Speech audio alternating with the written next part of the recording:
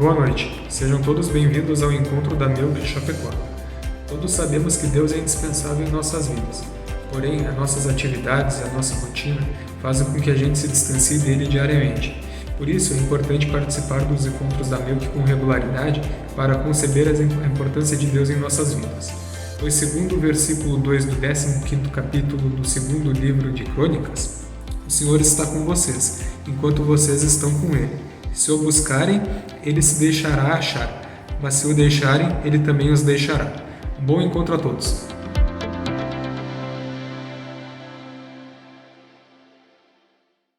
Bom, nesses nossos encontros desse mês, nós estamos falando sobre autocontrole, que é uma das características mais importantes para que nós possamos viver bem. Para você ver a importância do autocontrole, eu separei aqui um trecho de uma reportagem da revista Veja. Acompanhe aqui. Pessoas disciplinadas e que exercem o autocontrole, ao contrário do que possa parecer algumas vezes, são mais felizes. É o que diz uma pesquisa americana publicada na edição deste mês do periódico Journal of Personality. Muito interessante o que essa reportagem da revista Veja coloca. Imagine comigo, por exemplo, que nós estamos vendo duas pessoas num restaurante. A pessoa número 1, ela é muito controlada, ela come tudo aquilo na medida certa, come as coisas corretas, e ela é uma pessoa que exerce autocontrole. Suponha comigo. A pessoa número 2, suponha que ela é exatamente o oposto. Ela vai, se farta de fritura, doce, sem nenhum cuidado com quantidade, com qualidade, enche a barriga e sai dando risada do restaurante. Se a gente estivesse olhando o que essa reportagem da revista Veja comenta, é que nós teríamos a impressão que a segunda pessoa, aquela que não exerceu autocontrole, é que é mais feliz. Mas é exatamente o contrário. Aquela pessoa que não exerceu autocontrole, ela até pode ser mais feliz em 30, 40 minutos da refeição. Mas durante todo o restante do período, ela tem que arcar com uma saúde precária, ela tem que arcar com as consequências da sua falta de autocontrole. A pessoa número 1, por outro lado, ela pode ter se privado de uma refeição completamente livre à vontade naqueles 30 e 40 minutos, mas em todo o restante do período, ela é mais feliz por ter uma vida mais saudável e controlada. É isso que essa reportagem está dizendo. O autocontrole é nós aprendermos a abrirmos mão de algumas alegrias muito passageiras por outras muito maiores. Por isso, o autocontrole está diretamente relacionado com a felicidade. Então, o autocontrole ele é realmente muito importante para a nossa vida, mas ele também é muito desafiador. É normal que as pessoas tenham dificuldade em pelo menos uma área. Tem pessoas, por exemplo, que têm mais dificuldade na área da alimentação, que eu acabei de comentar.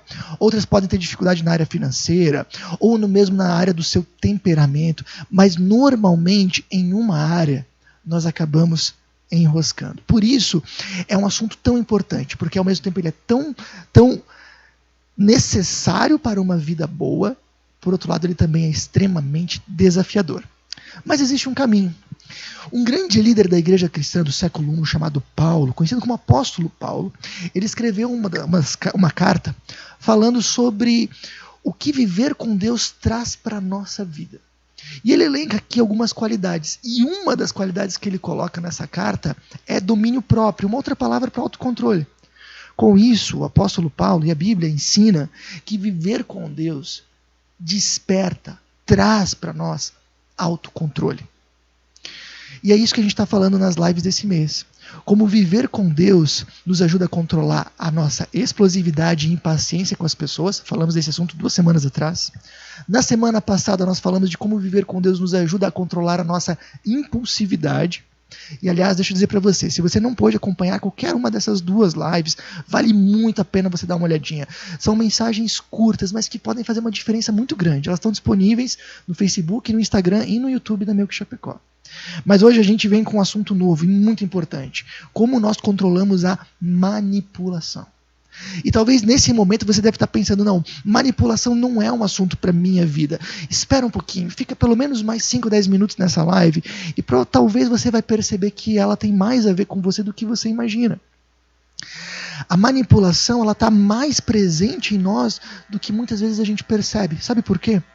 Porque manipulação é algo que nós conseguimos observar nos outros, mas que nós temos grande dificuldade de perceber na nossa própria vida. Talvez você tenha pensado nisso nesse momento. Ah, manipulação, que pena que o fulano de tal não está assistindo. Porque nós normalmente reparamos isso em outras pessoas. Mas e em nós? Será que ela também não está presente? Por que é tão importante você pensar nisso? Porque a manipulação destrói muitos relacionamentos e pode deixar marcas muito difíceis de lidar nas pessoas que estão ao nosso redor. Então, tire esse tempinho, considere esse tema, ele é realmente bem importante. Deixa eu explicar para você o que significa manipulação. Manipulação é quando uma pessoa usa estratégias tóxicas ou não saudáveis para que a sua vontade ou o seu objetivo particular seja feito pelos demais. Isso é manipulação. Para você entender bem, deixa eu contrastar com uma área que às vezes as pessoas confundem bastante: manipulação e liderança. Manipulação, então, é quando eu influencio alguém, mas o meu objetivo é a minha vontade particular. É aquilo que eu quero, é o meu desejo. Liderança é também quando eu influencio pessoas, mas não para o que eu quero, para o bem comum, inclusive da pessoa que eu estou influenciando. Um livro chamado Monge Executivo, ele fala disso de uma maneira muito legal. Ele diz assim, olha, se você está influenciando alguém para o bem de todos, inclusive da pessoa que está sendo influenciada, você é um líder. Se você está influenciando alguém para aquilo que você quer, para a sua vontade particular, para o seu objetivo pessoal, então você é um manipulador. Forte, né? Mas aqui a gente entende a diferença. Outra diferença é que na manipulação nós utilizamos uma estratégia tóxica ou não saudável.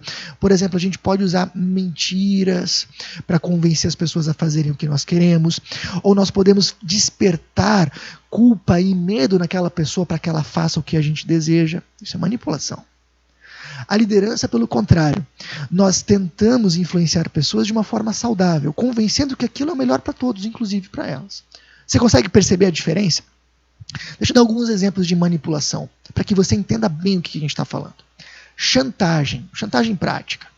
É um exemplo de manipulação. Quando, por exemplo, para conseguir o que você quer, você chantageia outra pessoa. Se você não fizer o que eu quero, então eu também não vou fazer o que você quer. Se você não me ajuda, eu não te ajudo. Se você não faz isso, eu não faço aquilo. Isso é chantagem e é muito prejudicial. Você percebe? Para conseguir o que você quer, usa uma estratégia que faz muito mal. Aliás, deixa eu dizer para vocês, eu já vi muitas vezes casais usando a sua sexualidade como forma de chantagem. Ah, você não vai fazer o que eu quero, então não tem. Isso é altamente destrutivo. Cuidado com isso, de verdade. Uma outra forma de chantagem que não é prática, mas acontece muito, quem sabe até mais, é a chantagem emocional. Eu convenço outra pessoa a fazer o que eu quero, provocando sentimentos nela, e essencialmente sentimentos ruins, como, por exemplo, a culpa ou o medo. Isso acontece bastante, incrivelmente, na relação de pais e filhos. Para explicar isso um pouquinho melhor para nós, a gente vai ter hoje a participação da Jéssica, que é uma psicóloga que frequenta aqui a nossa comunidade, e ela gravou um vídeo especialmente para nós nessa noite. Acompanha aí. Manipulação psicológica emocional. O que é isso?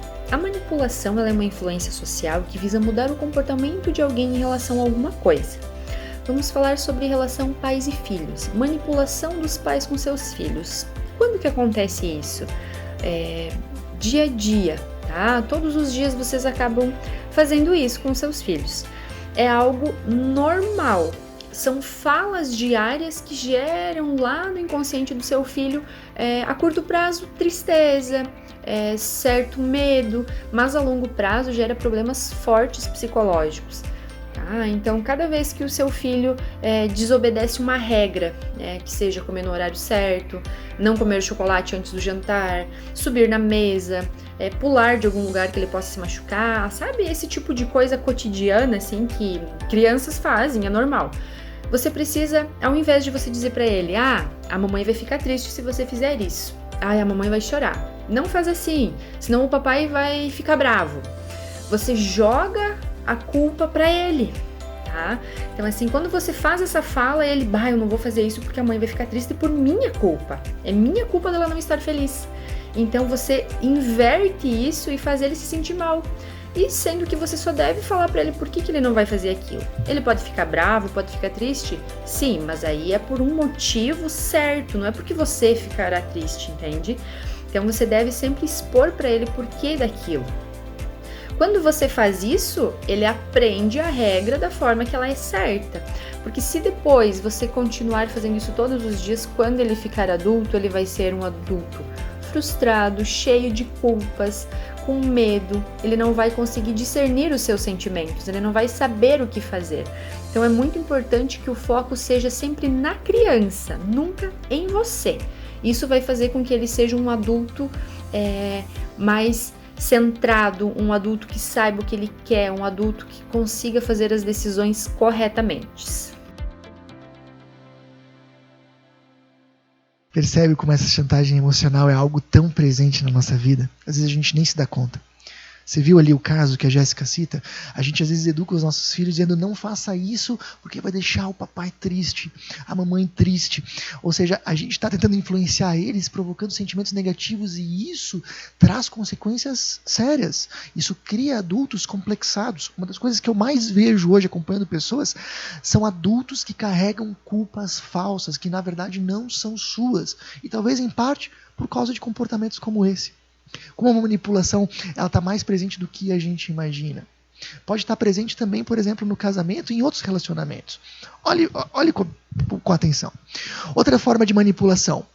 Para conseguir o que eu quero, eu uso uma estratégia de greve de silêncio com o outro. Eu me faço de indiferente, eu uso o meu silêncio para machucar. Manipulação. Outra estratégia de manipulação é a bajulação. Quando eu falo, quando eu sou carinhoso, quando eu demonstro afetividade, não porque eu realmente estou interessado no outro, não porque eu realmente estou preocupado com o outro, mas porque eu quero algo em troca. Tudo isso está ligado à manipulação. É tóxico e destrói. Bom, a Bíblia ela também fala de manipulação, sabia disso? E ela fala isso especialmente através da história de um rapaz, um jovem chamado Absalão, que viveu cerca de 1000 anos antes de Cristo. Ele era um príncipe, filho de um grande rei, o rei Davi, talvez você já tenha ouvido falar dele. E esse acabou sendo um grande manipulador. A gente vai dar uma olhadinha na história dele para que a gente perceba mais algumas características da manipulação e quem sabe ajude a identificar elas em nós também, para ver algumas consequências da manipulação e também o caminho do autocontrole. Acompanha comigo. A história do Absalão então está registrada no 2º livro de Samuel, capítulo 15. Eu vou ler um trecho com vocês. Ele, Absalão, se levantava cedo e ficava junto ao caminho que levava à porta da cidade. Sempre que alguém trazia uma causa para ser decidida pelo rei, Absalão o chamava e perguntava de que cidade vinha. A pessoa respondia que era de uma das tribos de Israel. E Absalão dizia, a sua causa é válida e legítima, mas não há nenhum representante do rei para ouvir. Vamos perceber aqui a manipulação? Primeiro, o Absalão ele não está interessado no bem comum de todos. Ele tem um objetivo pessoal, ele quer ser rei. Ele é um dos filhos do rei, ele não sabe quem será escolhido para suceder o seu pai, mas não importa, ele quer ser o rei. Essa é a sua vontade, esse é seu objetivo. Então, ele tem um objetivo pessoal, uma obsessão por seu objetivo pessoal. E isso faz com que ele use estratégias bem tóxicas. Aqui a gente viu algumas delas, por exemplo. A primeira coisa que ele faz é distorcer os fatos. Você veio aqui para buscar justiça, pena que não tem ninguém para ouvi-lo. Não é verdade. Tinha pessoas para ouvi-lo. Ele distorce isso para conseguir aquilo que ele queria. Consegue entender isso? Isso acontece muito com a gente hoje também. Sabe quando a gente briga com alguma pessoa, por exemplo, um cônjuge ou alguém, e a gente vai contar sobre esse conflito para uma terceira pessoa? Não acontece muitas vezes, seja sincero, que a gente distorce os fatos, a gente esquece alguns detalhes que nos comprometem, a gente valoriza bastante as coisas que comprometem o outro, a gente distorce, porque na verdade também a gente não quer resolver a questão, a gente quer trazer aquela pessoa para o nosso lado. Isso é uma manipulação. Ok, outra coisa que o Absalão faz é denegrir as pessoas. Ele começa a denegrir a imagem do seu pai, a dizer, olha só esse rei omisso que não te ouve. Mas para quê? Por que ele denigre a imagem de outra pessoa? Já vamos ver agora, olha só, continua acompanhando. E Absalão acrescentava, quem me dera ser designado juiz desta terra. Todos os que tivessem uma causa ou uma questão legal viriam a mim e eu lhes faria justiça.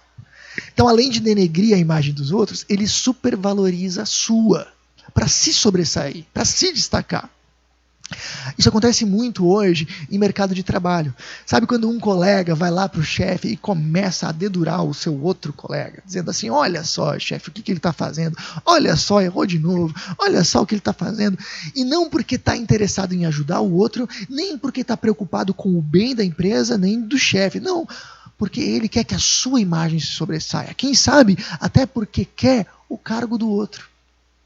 Quando a gente denigra a imagem do outro para que a nossa se sobressaia, isso é uma estratégia tóxica para um objetivo pessoal. Por isso, manipulação. Mas essa história continua.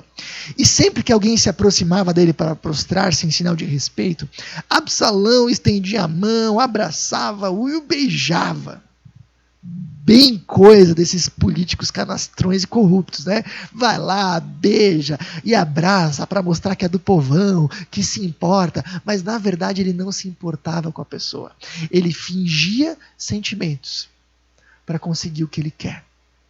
E isso nos leva a mais um ponto. Absalão agia assim com todos os israelitas que vinham pedir que o rei lhes fizesse justiça. Assim ele foi conquistando a lealdade dos homens de Israel. Ele estava usando pessoas para satisfazer a sua vontade. Ele estava usando essas pessoas para conseguir o seu objetivo de ser rei. Aquelas pessoas não eram realmente tão importantes para ele. Eram apenas massa de manobra da sua realização. Será que às vezes a gente não faz isso? Nós nos dedicamos para algumas pessoas porque nós queremos algo em troca. Nós nos dedicamos, de repente, para o nosso cônjuge, para os nossos filhos, para satisfazer a nossa necessidade de sermos amados, para satisfazer a nossa carência. Nós nos dedicamos para amigos por causa do mesmo motivo. Usamos as pessoas para a nossa realização.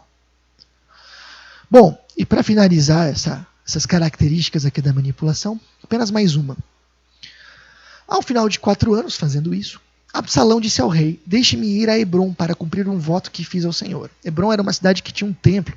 E é como se ele estivesse dizendo para o pai, olha, eu quero ter um momento com Deus, um momento de espiritualidade, né? Vou lá para aquela cidade que tem aquela igreja. Mas na verdade o que ele queria em Hebrom era se encontrar com alguns aliados importantes e finalizar o seu golpe de Estado. E o que ele faz aqui, então, ele esconde os seus reais objetivos. Eu vou dizer uma coisa para você. Se você não consegue falar os seus objetivos em voz alta, se você precisa esconder eles com omissões ou mentiras, há um sério risco de que você está usando manipulação. Perceba essas características que a gente acabou de falar.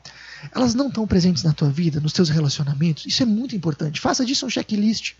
Distorcer fatos, denegrir pessoas, supervalorizar a sua própria imagem, fingir sentimentos, usar pessoas para satisfazer a nossa vontade, esconder nossos reais objetivos. Isso ainda juntando com a chantagem e a bajulação que nós falamos antes. Isso não está presente na sua vida. Se não tiver, que bom. Ajude outras pessoas a perceberem isso. Se tiver, eu gostaria que você percebesse as consequências disso. Absalão magoou profundamente a sua família. Provocou feridas enormes no coração do seu pai e dos seus irmãos. Além disso, ele provocou uma guerra que trouxe morte para muitas pessoas, inclusive a sua própria morte. Talvez o mesmo não se encaixe com a gente dificilmente provocaria uma guerra civil por causa da nossa manipulação. Mas o princípio é o mesmo. A manipulação, ela traz mágoa, ela traz brigas, muitos conflitos, e ela nos leva à solidão. Além disso, ela traz culpas injustas para as outras pessoas com que elas vão ter que lidar e às vezes carregar por muito tempo. Cuidado. A manipulação é extremamente destrutiva. Mas, Jorge, como é que a gente vence isso? Como é que nós somos transformados por Deus nisso? Como é que a gente supera a manipulação? Qual é o caminho para o autocontrole? Lembra que a gente comentou que a manipulação ela tem 2 pontos muito importantes. Primeiro, a obsessão pela minha vontade particular. Isso Deus quer tratar. Em Romanos 12:2, a gente encontra um versículo que diz que a vontade de Deus é boa, perfeita e agradável. Repare um pouquinho nesses versículos, nesses termos que são usados. A vontade de Deus ela é boa. Ela nos leva para caminhos bons, ela é agradável, ela faz com que a nossa vida seja realmente uma vida rica, uma vida que vale a pena ser vivida. Além disso, ela é perfeita, significa que não tem como ela ser melhor, não tem nenhuma chance de Deus olhar para a gente e dizer, poxa, me esqueci disso, poxa, se eu tivesse lembrado disso, a minha vontade teria sido melhor ainda. Não, ela já é perfeita. A vontade de Deus é boa, perfeita e agradável. Não tem como melhorar.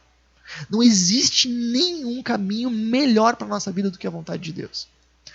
Agora, certamente, a mesma coisa a gente não pode falar da nossa vontade. A gente acabou de dizer que muitas vezes ela é altamente destrutiva. Então, a Bíblia, ela nos ensina que quando nós queremos ser discípulos de Jesus, quando nós queremos viver realmente com Deus, um dos primeiros passos, talvez o primeiro que a gente precisa fazer, é abrir mão da nossa vontade e colocar a vontade de Deus como centro da nossa vida. É isso que Jesus, inclusive, ensina quando ele ensina os seus seguidores a orar, na oração do Pai Nosso, que você deve conhecer. Ele diz, seja feita a tua vontade, assim na terra como no céu. Ou seja, diariamente, um discípulo dele deveria ficar pedindo para Deus, Deus me guia conforme a tua vontade, que seja feita a tua vontade, não a minha. E eu quero que você perceba que dizer que o centro, o meu guia maior para a minha vida é a vontade de Deus, não é algo abstrato. Pelo contrário, é algo muito concreto. Eu já vi muita gente dizendo, não, a vontade de Deus é o centro da minha vida. Ok. Eu normalmente peço para essas pessoas, então, reflita um pouquinho. Nas últimas decisões que você tomou, especialmente nas decisões sérias, você colocou essas decisões em oração pedindo que Deus te guiasse? Ou você tomou elas sozinho? Aliás, vamos pensar de um outro jeito ainda. Quando você tem o caminho A e o caminho B, duas opções, como é que normalmente você resolve essa questão? O que faz você optar entre o A ou o B? É o que vai deixar a tua vida mais confortável? O que vai deixar a tua vida mais segura? É o que vai te trazer mais alegria, prazer ou mais estabilidade? Ou o teu critério de decisão entre A e B é o que Deus tem para você? Qual desses caminhos vai me aproximar mais de Deus? Em qual desses caminhos eu vou ser mais útil ao reino de Deus? Em qual desses caminhos eu vou poder fazer mais diferença junto com Deus? Em qual desses caminhos eu vou poder conduzir mais pessoas a Ele? Você está realmente fazendo da vontade de Deus o seu critério de decisão? Quando tem algo na sua vida que você sabe que vai contra a vontade de Deus, isso de alguma forma te incomoda, isso de alguma forma faz com que você queira pelo menos lutar contra isso e assumir uma batalha contra isso, ou não, ou você se acomoda. Percebe? Essa decisão que a Bíblia nos orienta de fazer da vontade de Deus o critério maior de orientação da nossa vida é algo extremamente prático e que vai nos ajudar tremendamente a controlar a manipulação dentro de nós. Mas além disso, a Bíblia também nos chama a reformar essas estratégias tóxicas que às vezes nós usamos. Nós não estamos autorizados a influenciar as pessoas por medo, por culpa, por chantagem, de forma alguma. Deus nos chama a fazer algo muito diferente. Deus nos chama a influenciar pessoas, sim, com certeza, mas através do amor, do serviço, do sacrifício. Aliás, se você participa do nosso grupo de liderança, você deve ter ouvido falar muito disso. Deus nos chama a influenciar pessoas através do amor, do sacrifício, da autodoação, do servir. E se mesmo assim nós não conseguirmos influenciar as pessoas, o que a gente faz? A gente coloca essa questão em oração. Eu influencio o meu ambiente de trabalho, a minha família, servindo, amando, me doando de uma forma correta, digna e honesta. E se mesmo assim não resolver, eu coloco essa questão diante de Deus. Sabe, Absalão, se ele tivesse feito isso, a história dele teria sido extremamente diferente. Se ele tivesse colocado da vontade de Deus o seu critério mais importante, se ele tivesse feito do servir e do amor a sua forma de influência e no final das contas ele colocasse diante de Deus, olha, se eu vou ser rei ou não, eu coloco diante de Deus, sua vida com certeza teria feito diferença e ele teria sido muito mais feliz. E teria agradado a Deus, que é o principal. Mas como, né? Como a gente pode fazer essa troca? Como a gente consegue fazer essa troca que a gente acabou de ver, da minha vontade para a vontade de Deus, das estratégias tóxicas para a influência através do amor e da oração? Quero te lembrar algo muito importante. Nós acabamos de conversar que um descendente de Davi, chamado Absalão, persiste na sua vontade de forma obstinada e traz destruição para o seu povo. Mas a Bíblia nos conta que um outro descendente de Davi, que viveu séculos mais tarde, chamado Jesus, faz exatamente o contrário. Em vez de se apegar à sua própria vontade, ele abre mão da sua vontade. E em vez de trazer destruição para o seu povo, ele traz salvação para a humanidade. Você já parou para pensar o quanto Jesus abriu mão por amor a você? Pensa um pouquinho comigo. Ele abriu mão, para começar, do céu. Porque a Bíblia fala que ele era o próprio Deus que se fez ser humano. Ele abriu mão de toda a glória, de toda a segurança, de toda a beleza que ele tinha na eternidade, de toda a estabilidade que ele tinha na eternidade. E ele veio para esse nosso mundo confuso, se fez um ser humano e se tornou tão frágil quanto qualquer um de nós. Imaginou? Um bebê frágil como eu e você fomos. E o caminho dele foi um caminho de abrir mão da sua própria vontade e seguir um caminho de obediência a Deus, seguindo a vontade de Deus como critério base da sua vida. Tanto é que quando ele estava perto da cruz, algumas horas de ser crucificado, ele estava num jardim do Getsêmani, a Bíblia fala que ele estava sofrendo a maior agonia possível que um ser humano já experimentou. E ele ora para Deus: Pai, se possível, afasta de mim esse cálice, esse castigo, isso que está para vir. E aí ele acrescenta: contudo, não seja como eu quero, que seja feita a tua vontade. E ele fez isso por amor a ti. Morreu numa cruz por amor a ti. Esse caminho do autocontrole que a gente acabou de falar, de viver pela vontade de Deus e influenciar pelo amor, você não vai ser o primeiro a passar por isso. Jesus já passou por esse caminho e tira nota 10. E ele vai passar junto com você. E ele diz que ele ainda vai presentear o Espírito dele em você para que você também consiga fazer isso. E o que a Bíblia ensina é que quanto mais nós convivermos com esse Jesus, quanto mais perto dele nós estivermos, mais isso vai ser uma realidade na nossa vida. Acredite nisso. Quanto mais esse amor de Jesus estiver na tua vida e impactar o teu coração, mais isso vai se tornar uma realidade, um fruto na tua vida. Bom, diante disso, gostaria que você avaliasse: como reajo quando os outros não fazem o que eu quero? Como você faz? Você fica extremamente perturbado e pensa numa estratégia para convencer os outros? Ou você lida com isso de forma serena e coloca isso em oração? Avalie: tenho na prática feito da vontade de Deus o meu guia máximo de vida? Você tem feito teu critério de decisão entre caminho A e B? Você quer escolher pela vontade de Deus? Pensa nisso.